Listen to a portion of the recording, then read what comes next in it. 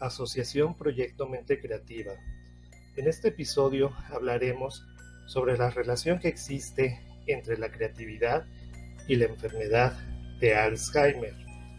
Pero primero hablaremos sobre qué es la creatividad. Aunque no existe un consenso sobre la definición de creatividad, se pueden distinguir algunos elementos comunes. Por ejemplo, algo que es creativo es original. ¿Y qué es original? Pues es algo poco común e inusual. Además, lo que es creativo es útil, aunque no necesariamente en el sentido utilitario. Y además debe de ser aceptado en un contexto social. Debe de ser valioso para la comunidad. En este sentido, cuando hablamos de creatividad, siempre pensamos en el arte o en la ciencia, pero también hay creatividad en el deporte, en los negocios, en la música, en la tecnología, incluso en la vida cotidiana, en la forma que llevamos nuestras relaciones sociales, también cuando cocinamos, cuando hacemos un platillo delicioso, y también en otras disciplinas de la vida humana. Y también se ha visto que algunos pacientes con enfermedad de Alzheimer de repente empiezan a desarrollar habilidades artísticas, sobre todo de tipo visuales y a veces también musicales. Entonces, a lo largo de este capítulo hablaremos precisamente de cómo es que estos pacientes empiezan a desarrollar esas habilidades artísticas. Acompáñenos a ver este capítulo y a analizar las obras.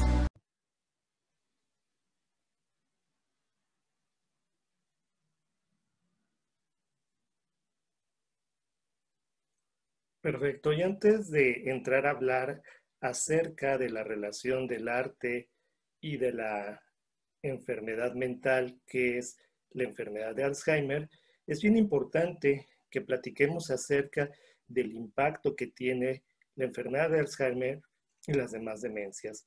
¿Por qué es tan importante? Bueno, es sumamente importante porque afecta la calidad de vida de las personas quienes lo padecen, y no solamente de quienes lo padecen, sino también de los cuidadores.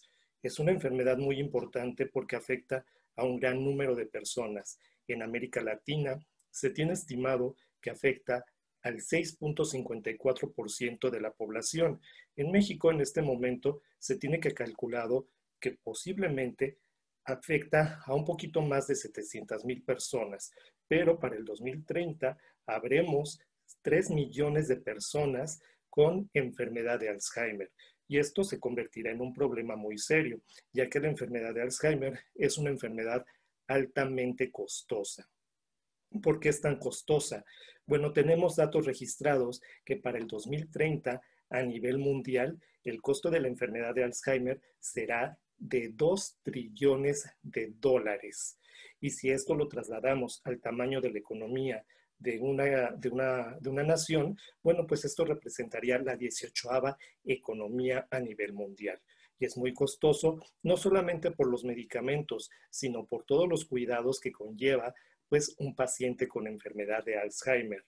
La enfermedad de Alzheimer es una enfermedad incluso más costosa que la diabetes, que la hipertensión, que el cáncer u otras enfermedades que sin lugar a dudas merecen atención, pero bueno, pues en el caso de enfermedad de Alzheimer existen pocas estrategias muy claras para poder estar a la altura del reto que nos viene en los próximos años. Y bueno, este es el impacto de la enfermedad de Alzheimer.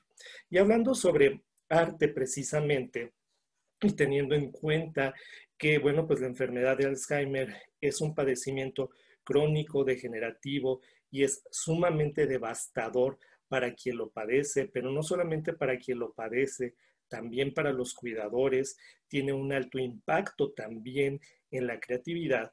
¿Cómo puede ser que algunas personas con enfermedad de Alzheimer desarrollan habilidades artísticas cuando por otra parte posiblemente se requiere un cerebro íntegro para poder desarrollar pues conceptos, cosas altamente creativas, como las que podemos ver en las imágenes de la derecha, que bueno, que sin lugar a dudas fueron eventos, instrumentos, creaciones artísticas que cambiaron la historia de la humanidad, que nos hicieron ver la realidad de otra forma o que incluso nos hicieron llegar a lugares donde nunca habíamos estado o que nos hicieron a través de ellas obtener información que de otra manera no podríamos tener, o qué tal el descubrimiento del genoma humano.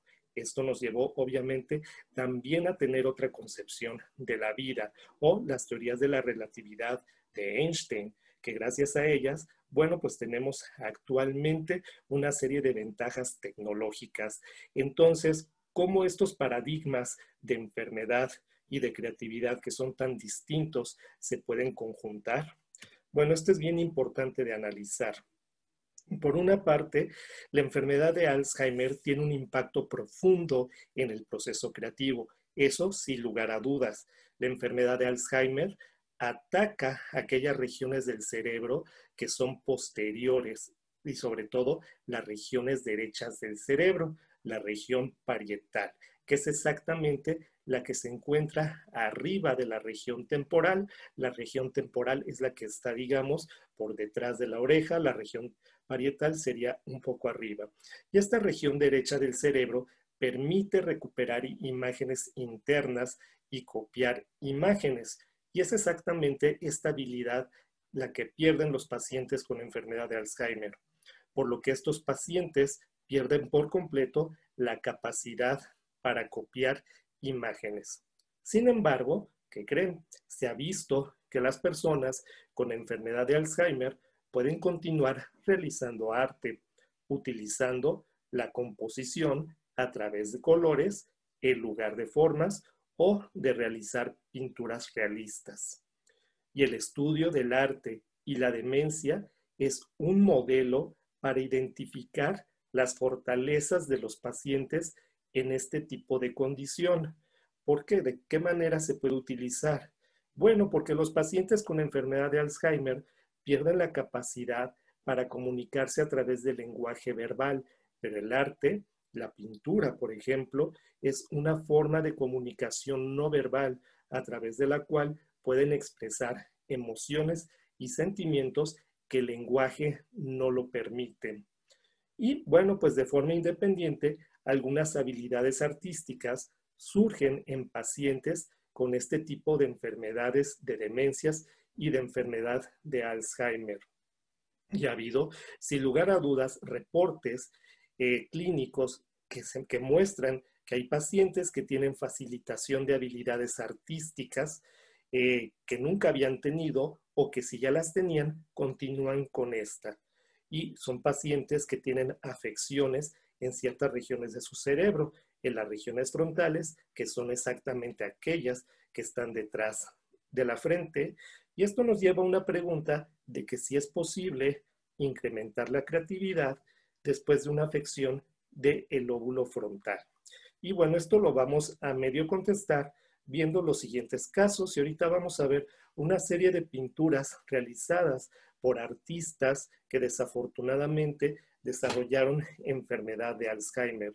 Y el primer artista que desarrolló enfermedad de Alzheimer, bueno, él no fue el primero que desarrolló enfermedad de Alzheimer, pero bueno, pues es uno de los ejemplos más conocidos, fue William Uter Molgen. William Uter Molgen, que nació en 1933 y murió en el 2007. Bueno, pues él, de nacionalidad británica, aunque él no nació ahí, fue diagnosticado con enfermedad de Alzheimer. Y antes de su muerte, en el 2007, él desarrolló una serie de autorretratos a lo largo de 5 años, en los cuales documentó de manera gradual cómo iba decayendo su mente a través de estos autorretratos. William Utermolten nació el 4 de diciembre de 1933 en Filadelfia, en Estados Unidos, en una familia de origen alemán. Y él estudió en 1951 al 57 en la Pennsylvania Academy of Fine Arts, que era una de las academias más prestigiosas en arte. Y bueno, también estudió en otras academias. A William le encantaba pintar, especialmente le encantaba pintar personas, le encantaba hacer autorretratos. Sin embargo, también desarrolló diferentes temáticas y estilos y realizó exposiciones de pintura a lo largo de Estados Unidos y de Europa. Realmente fue un pintor muy prolífico y también un pintor pues muy destacado. En 1995, a los 61 años, bueno, pues fue llevado a consulta con el grupo de investigación en demencias del Instituto de Neurología del University College of London para hacer una evaluación porque pues sospechaban que tenía un posible deterioro cognitivo, o sea, un posible deterioro en su memoria. William estaba casado con una mujer llamada Patricia. Eran una muy buena pareja y Patricia estaba muy preocupada por lo que le pasaba a William y bueno, fue su compañera durante todo el tiempo de la enfermedad. Y Patricia comenta que 4 años antes, pues William empezaba a presentar dificultades para abrocharse el cuello de la camisa, problemas en el manejo del dinero, problemas en la memoria y pérdida en las habilidades de la escritura. Además de que a William se le veía triste, se le veía deprimido y ausente y no prestaba atención en lo que le rodeaba. Aquí podemos ver dos autorretratos de William. Estos autorretratos que observamos, si prestan detalle, son autorretratos realizados antes de que a él se le diagnosticara la enfermedad de Alzheimer y que desarrollara algún síntoma. Se caracterizan por ser retratos con una gran cantidad de detalle, son muy expresivos y además de ser muy expresivos, son muy realistas. Estos autorretratos alcanzaron también cierto nivel de fama por su gran valor estético. Y bueno, en la historia de William, el deterioro que llegó a tener, bueno, se presentó en diferentes áreas en su funcionamiento cognitivo y además se le realizó un estudio del cerebro en donde se encontró una resonancia magnética en donde se observó que se había hecho un poquito más pequeño su cerebro de manera generalizada y se le diagnosticó una probable enfermedad de Alzheimer a los 65 años. Y en las evaluaciones posteriores, bueno, pues se iba corroborando que este deterioro se iba haciendo cada vez más grande. En aquella época, bueno, pues varias revistas científicas como The Lancet, Neurology, incluso también el The New York Times y la BBC prestaron mucha atención al caso de William. ¿Por qué prestaron tanta atención a este caso? Bueno, porque era poco común ver un artista vivo que estuviera pasando por este proceso, una relación entre arte y demencia, ya que William seguía pintando. Y bueno, pues lo que querían era documentar estos aspectos interesantes, tanto de la propia dolencia por la cual estaba pasando William, como de la experiencia personal de lo que es vivir, en el caso de él, con la enfermedad de Alzheimer. Y además, esto lo facilitaba mucho porque como hablaba su mujer, que lo apoyaba mucho a William, ella era historiadora del arte. Entonces, bueno, pues imagínense, ella siendo historiadora del arte, también estaba muy interesada en que se documentara la experiencia de William en el proceso de enfermedad de Alzheimer.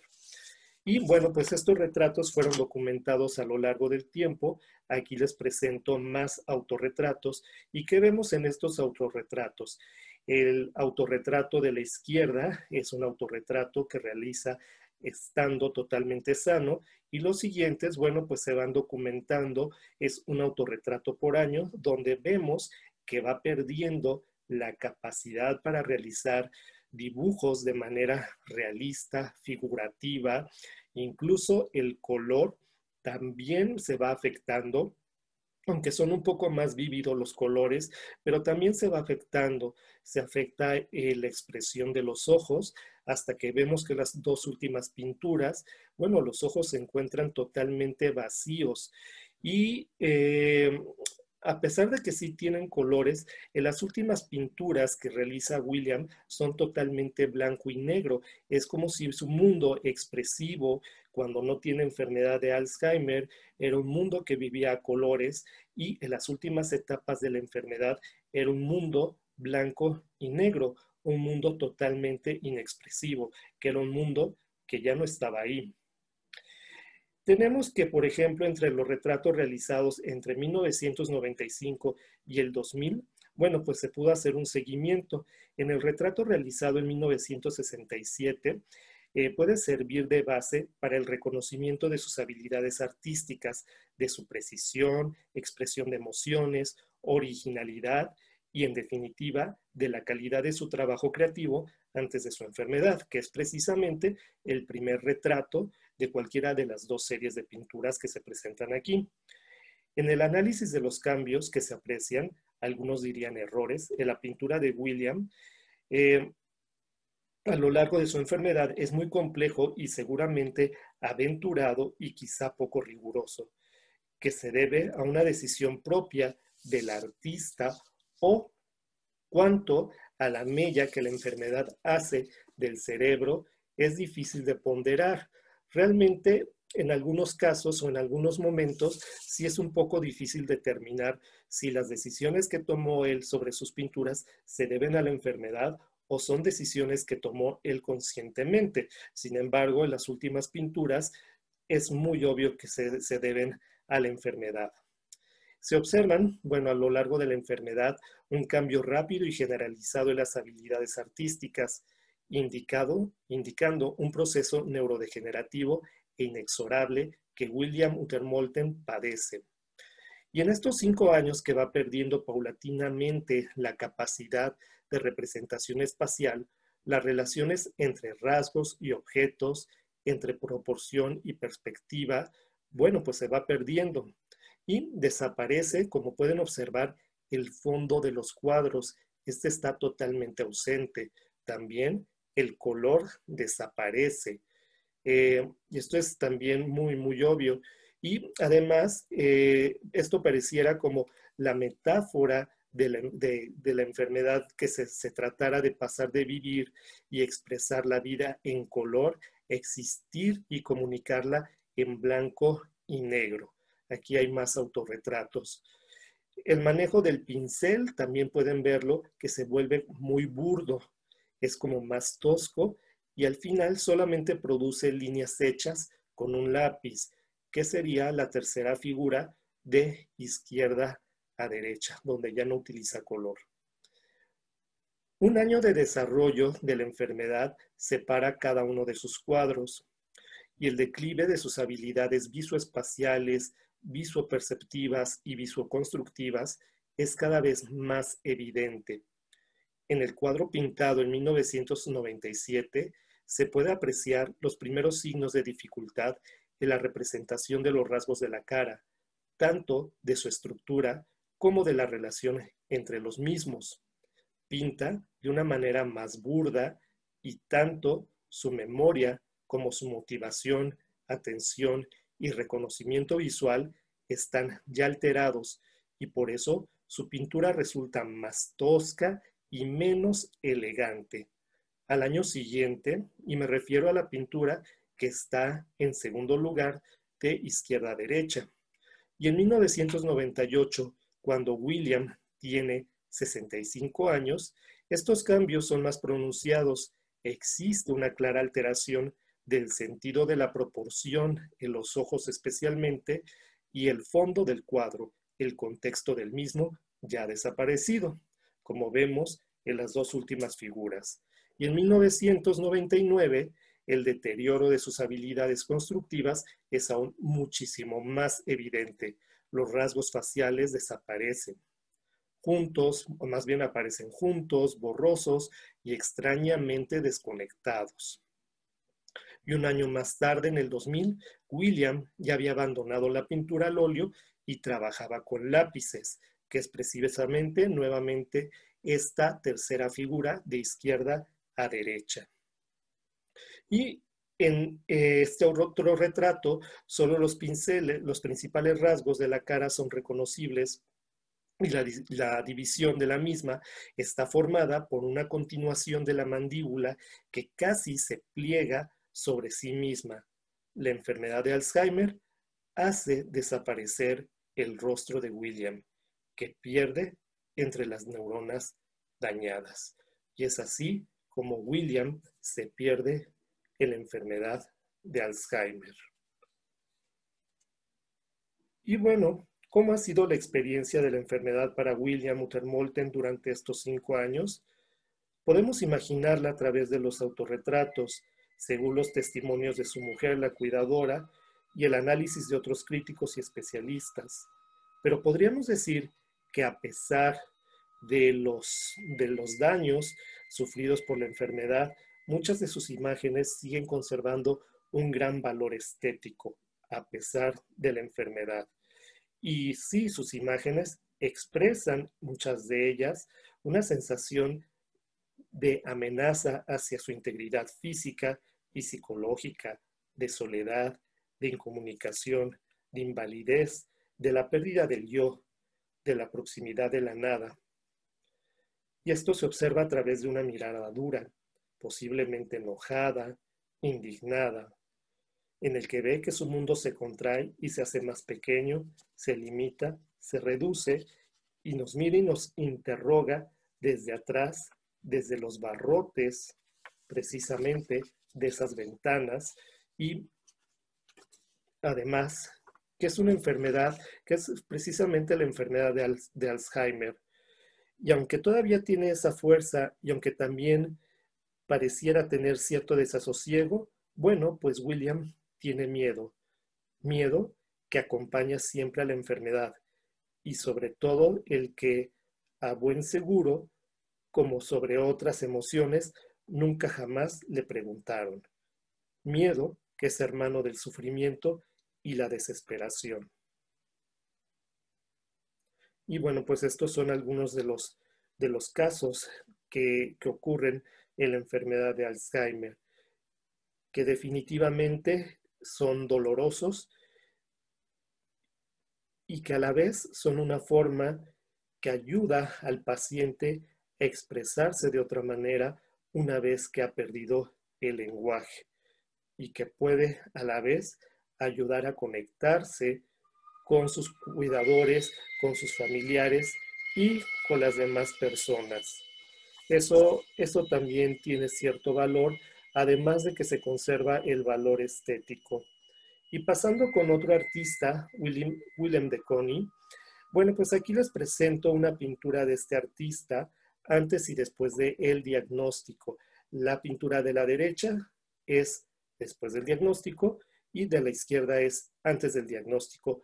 Willem de Kooning, él era un pintor abstracto. Este pintor, pues era un pintor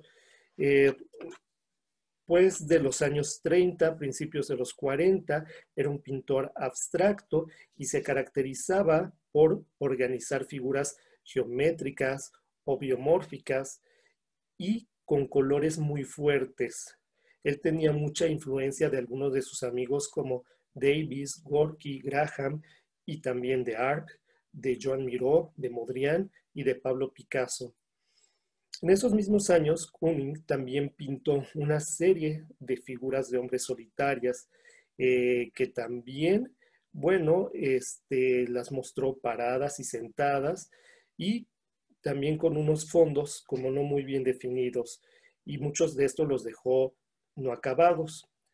El pintor fue un exponente del impresionismo abstracto y en el 2006 su cuadro de la serie Mujeres, que es uno de los cuadros más famosos que tiene de Kooning, realizado antes de su diagnóstico, fue vendido en 137.5 millones de dólares y se colocó en el tercer puesto de la obra más cara de la historia. Y fue revelado que hacia el final de su vida, de Kooning comenzó a perder la memoria, más o menos alrededor de los fines de los 80, empezaba a sufrir de enfermedad de Alzheimer en algunos momentos de este tiempo. Y bueno, pues esta revelación de este diagnóstico, pues, pues empezó a hacer un debate realmente entre los académicos y los críticos acerca de qué tan responsable era Kooning de la creación de sus últimos trabajos debido a la enfermedad. Y bueno, Kooning pintó sus últimos trabajos en 1991 y murió en 1997 a la edad de 92 años cuando fue cremado. Pero bueno, indudablemente aquí vemos también una transformación de la obra de Kooning, que bueno, si bien siendo un pintor abstracto, vemos que la pintura de izquierda hay una composición. Obviamente hay una intención en la pintura, hay un equilibrio de los colores, totalmente hay una elaboración. Y del lado derecho vemos que los colores no son tan elaborados. Sí hay un equilibrio en los colores todavía, tiene esta calidad, se ve que tiene un oficio, pero pierde esta capacidad totalmente de elaboración, de abstracción, no redondea muy bien sus ideas o no las termina. Y esa es una gran diferencia entre estas dos pinturas. Es un trabajo, diríamos, como no terminado o no elaborado del todo, esta pintura de Kooning cuando ya estaba enfermo. Y ahora vamos con otro pintor, James Brooks. Y bueno, James Brooks y sus abstracciones antes y después del diagnóstico. Las abstracciones antes del diagnóstico son los cuadros, es el cuadro de arriba, y después del diagnóstico es el cuadro de abajo. Y bueno, James Brooks nació en 1909, murió en 1992, fue un muralista americano, fue un pintor abstracto, y bueno, él fue ganador de la medalla Logan de las artes. Brooks, bueno, pues asistió a la Universidad Metodista en el Instituto de Arte de Dallas, posteriormente se mudó a Nueva York en 1927, en donde, bueno, pues acudió a las clases de la Liga de Estudiantes de Arte y se unió al proyecto de arte federal, en donde, bueno, pues pintó un mural de 235 pies con el título de Flight. Alrededor de la rotonda de la terminal aérea marina en el aeropuerto de La Guardia. Y bueno, su mural fue pintado en el puerto y en 1950 fue restaurado. Y en 1950 fue restaurado y él fue muy amigo de Jackson Pollock y de Lee Krasner. Y bueno, pues este pintor también padeció de enfermedad de Alzheimer. También aquí podemos ver los cambios distintivos de este deterioro progresivo en su mente, en donde, bueno, pues hacia el final de la enfermedad podemos ver simplemente las líneas que dibuja, que tienen obviamente cierto sentido artístico, pero nuevamente este sentido artístico ya no tiene la capacidad de elaboración, cierra prematuramente sus conceptos, conserva así cierto diseño armónico entre los colores, pero la profundización de ideas no es tan clara. Y bueno, pasamos con otro artista, Hilda Gorenstein, y aquí presenta dos pinturas. La pintura de arriba es antes del diagnóstico de Alzheimer y la pintura de abajo es después de su diagnóstico de Alzheimer. Y bueno, Hilda, después del diagnóstico, sufrió de depresión y no se comunicó con nadie hasta que decidió pintar otra vez. En el caso de Hilda fue muy particular, ya que la arteterapia mejoró su condición. Su psicoterapeuta invitó a jóvenes artistas a trabajar con Hilda y otros pacientes, y de alguna forma, no totalmente así, pero ella dio un gran impulso para que se formara la arteterapia, que bueno, pues ha ayudado a muchos pacientes a lo largo del tiempo. Y aunque bueno, la arteterapia todavía, a pesar de que no es nada nuevo, sigue adoleciendo, digamos, de evidencia cada vez más fuerte para poderse instituir como una herramienta que tenga indicadores muy confiables de ayuda a los pacientes con enfermedad de Alzheimer y en otros padecimientos. Y bueno, así nació con Hilda Gorenstein la Fundación For Hilgos. que desarrolla esta terapia y ayuda a los pacientes a usar el dibujo como medio para realizar el desarrollo de la enfermedad y volver a socializar. Esta es la historia de Hilda Ornstein. Y finalmente vamos a hablar sobre un caso muy interesante, que es el de una artista, Anne Teresa Adams. Anne Teresa Adams, ella en su vida nunca había sido artista y es muy interesante ya que Anne Teresa Adams, pues a lo largo de su vida, casi toda su vida adulta, pues ella se dedicaba a la ciencia. Ella había obtenido un doctorado en biología celular en la Universidad de British Columbia en 1982 y tenía una posición como investigadora y también como académica. Y resulta que un día uno de sus hijos tuvo un accidente realmente serio en el cual resultó dañado, más o menos como a fines de 1986.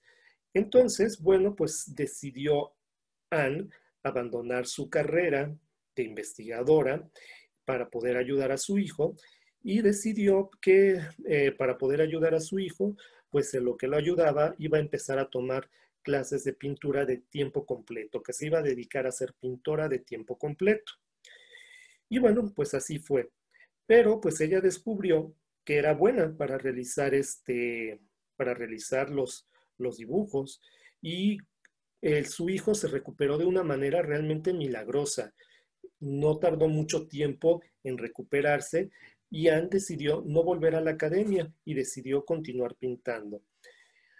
Anne Adams, la verdad, era una brillante investigadora bióloga, pero cuando su hijo Alex, que había estado en un accidente, pues ella decidió estar en la casa para ayudarlo y ella empezó, bueno, pues a pintar de tiempo completo.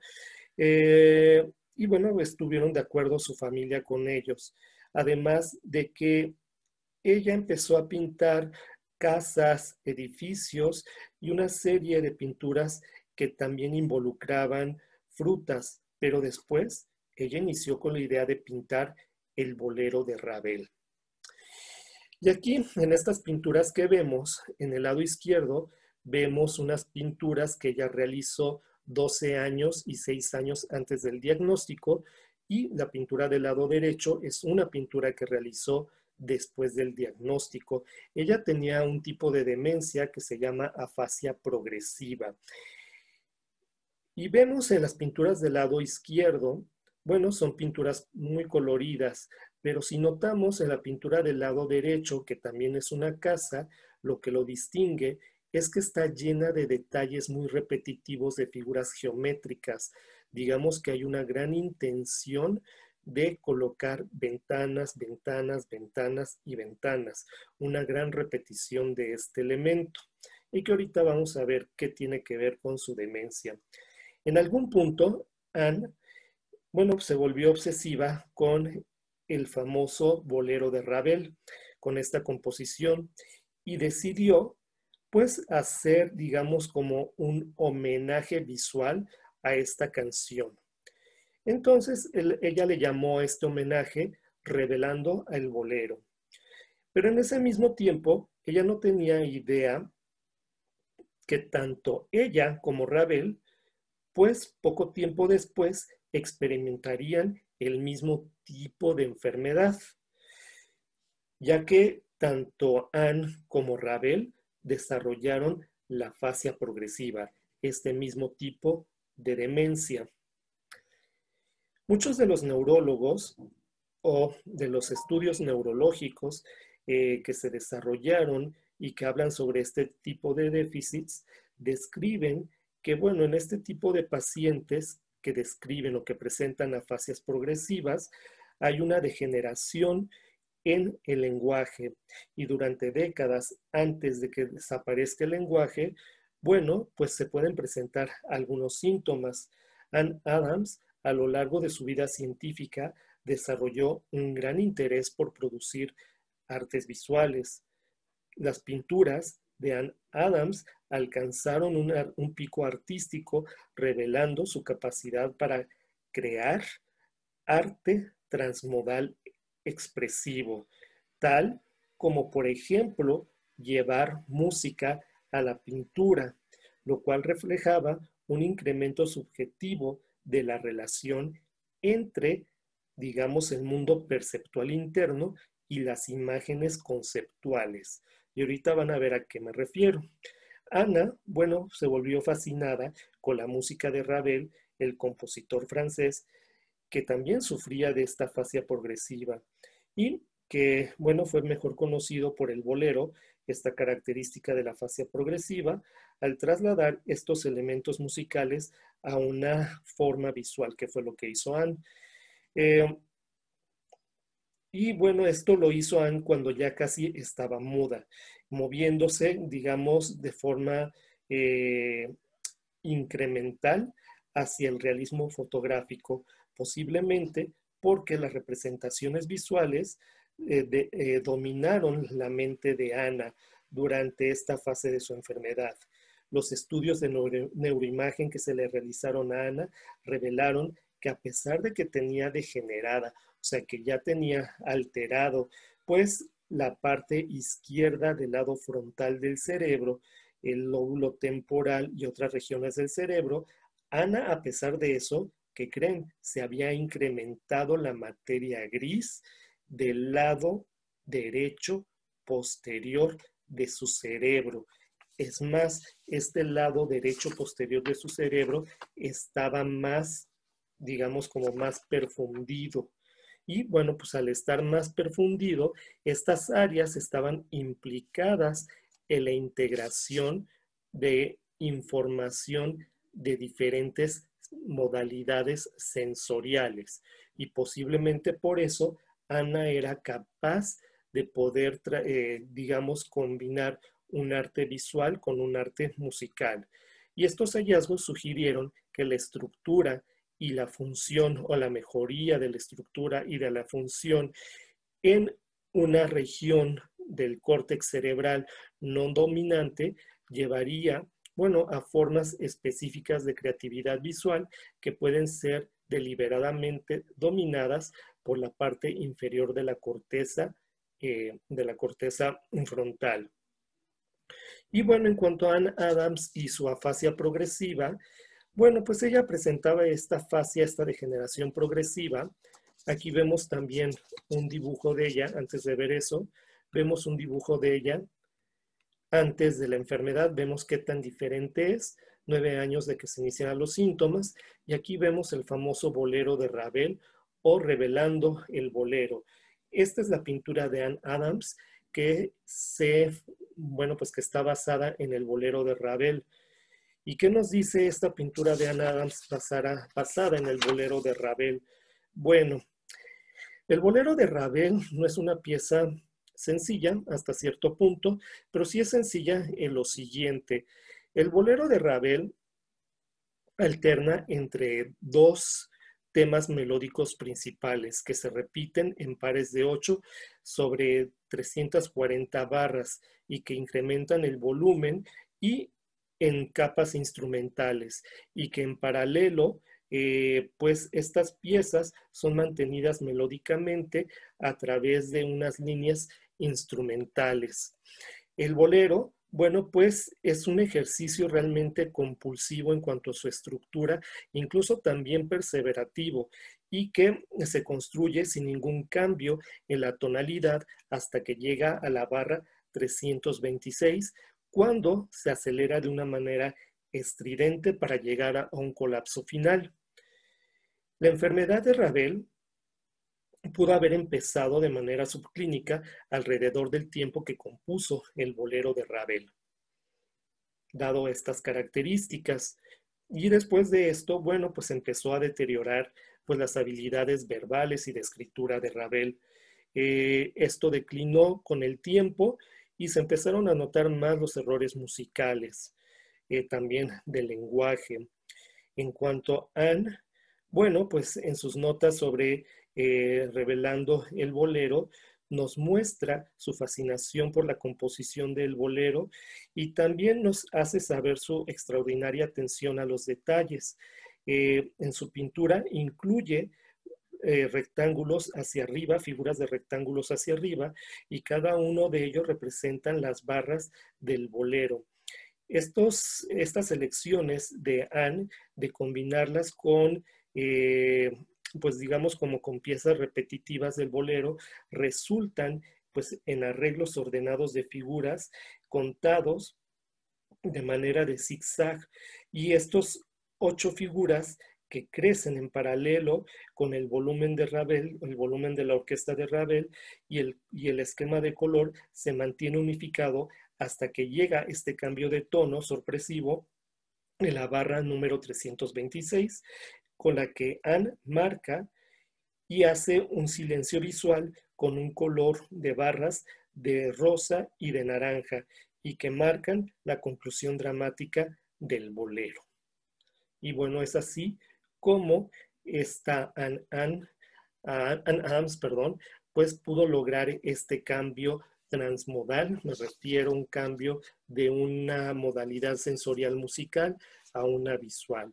Y bueno, es un caso bien interesante en donde incluso se pudo documentar qué cambios cerebrales tuvo esta paciente que le llevaron a hacer estas obras de arte. Pero bien, no todas las obras de arte en los pacientes con enfermedad de Alzheimer tienen esta altísima calidad. Por ejemplo, aquí vemos otras obras de arte realizadas por pacientes con enfermedad de Alzheimer que tienen una calidad mucho más sencilla, pero que en definitivamente también vemos ciertos elementos que comparten, como los elementos repetitivos. Vemos las figuras que perseveran una y otra vez, una y otra vez. Sin lugar a dudas, a pesar de que la calidad puede ser no comparable a las pinturas anteriores, para los pacientes es un gozo el pintar, el dibujar, y les puede ayudar mucho a expresar sus emociones y a comunicarse, como les decía, a través de otro canal que no lo permite el lenguaje. Incluso en algunos países, como en Estados Unidos, el Museo MoMA una vez al mes cierra sus puertas para dedicárselo exclusivamente a pacientes con enfermedad de Alzheimer en un recorrido en el cual les dan arteterapia, y esto forma parte de un programa de rehabilitación en donde actualmente se está haciendo investigación y ver la efectividad de esta medida para mejorar ciertos indicadores de la enfermedad de Alzheimer. Entonces, bueno, pues aquí tenemos un gran potencial del uso del arte en la enfermedad de Alzheimer. Y bueno, también hablamos sobre cómo afecta la enfermedad de Alzheimer en el arte. Y bueno, existen muchas cosas que desconocemos en cuanto no solamente cómo afecta el arte la enfermedad de Alzheimer, sino cómo el arte afecta la enfermedad de Alzheimer. Y para despedirme, bueno, pues yo les dejo los contactos de la Asociación Proyecto Mente Creativa, que nos encontramos en Facebook, en Twitter, por correo, a través de la página de internet, de nuestro canal de YouTube y de Instagram. Sin más por el momento, bueno, pues yo me encuentro en contacto con ustedes a través de estos distintos medios. Yo soy el doctor Walfred Rueda y yo espero que esta plática les haya sido de sumo interés. Muchas gracias.